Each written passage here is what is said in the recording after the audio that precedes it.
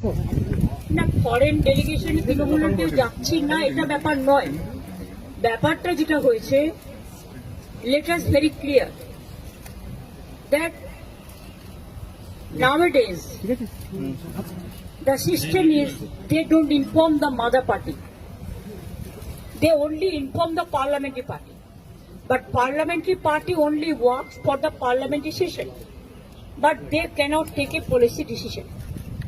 So no request came to us. If the request come to us, then of course we can consider. We are totally in favor of the country. I told you earlier also, in external affairs issue, we always used to support the central government policy. If anything is special, then we will think of, but not now. At present, we are supporting the central government views and action. They cannot decide the member's name from their own. It is not their choice. It is the choice of the party.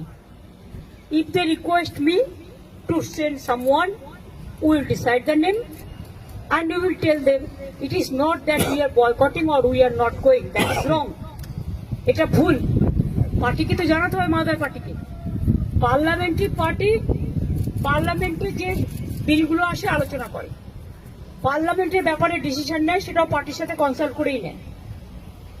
R parliamentary পার্টিরও দুটো হাউসের লোকসভা রাজ্যসভার chairman হবে, অথচ আমাদের কখনো জানানো হয় না। আমাদের জানালে আমরা নিশ্চয়ই নাম দেবো, কেন দেবো না? সুতরাং এটা নিয়ে বিতর্কের কোনো ব্যাপার নেই। We are fully with the government. Did the TMC MP Yusuf Pathan name was suggested for this tour? I told earlier also. I think you are repeating the same question. I said that they cannot decide the name. If they request us, the mother party, the party will decide the name. This is the customary, this is the system. We are totally with the central government regarding external affairs policy, and we are fully supporting them. We don't have any hesitation to say that. Is it clear?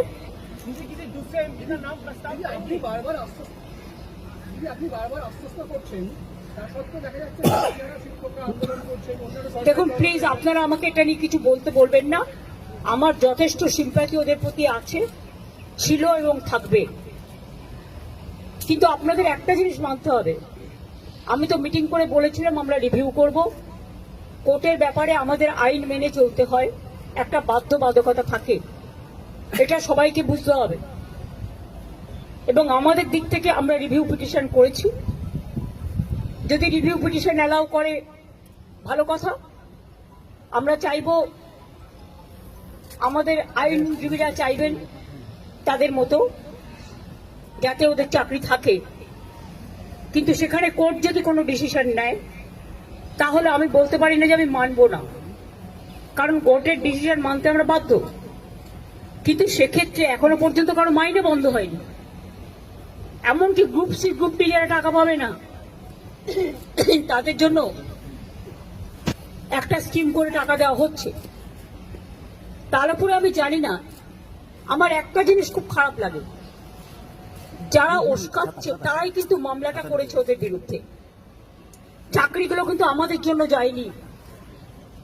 চাকরিগুলো যাদের যাবার পথে দাঁড়িয়েছে সেটার জন্য দায়ী যারা, আমি তাদের বলবো এটা না করলেই পারতেন।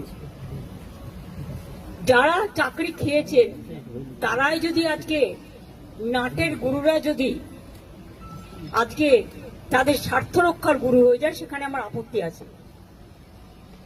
তাদের রাজ্য সরকারকে বিশ্বাস করা উচিত ছিল। আমি নিজে ওদের সাথে মিটিং করেছি। শিক্ষকদের কাছ থেকে আমরা মিনিমাম সম্মান, সৌজন্য এটুকু প্রত্যাশা করি। রাজনীতির ঊর্ধ্বে থেকে তারা সমাজকে সেবা করুন, বাচ্চাদের শিক্ষা দিন। সবাই সমান নয়, কথাও আমি নিশ্চয়ই বলবো। অনেকে কাজও করছেন, তাদের সম্বন্ধে আমাদের কোনো অভিযোগ নেই। যারা আন্দোলন করছেন তাদের সম্বন্ধে আমার কোনো অভিযোগ নেই। আমার অভিযোগ একটাই, কাউকে আটকে রাখা জোর করে যায় না, রাস্তা অবরোধ করে মানুষের ক্ষতি করা যায় না, এটা কারো কাজ নয়। এবং এতে বাইরের লোকেরা আছে, টিচারের সংখ্যা কম, বাইরের লোকের সংখ্যা বেশি। এই তো দেখছি মেয়েরা বলছে প্রেগনেন্ট মাদার বাড়ি যেতে দিচ্ছে না, অফিসে কাজ করছে তাকে 14 ঘন্টা 18 ঘন্টা 20 ঘন্টা আটকে রেখে দেওয়া হয়েছে।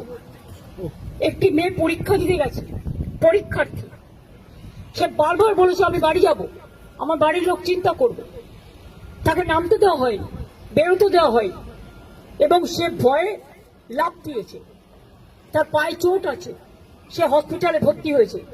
মনে রাখতে হবে না, আগে আমরা মানবিক মানুষ, মানবিকতাকে শ্রদ্ধা করলে তাকে ভালোবাসা যায়, তাকে সম্মান করা যায়।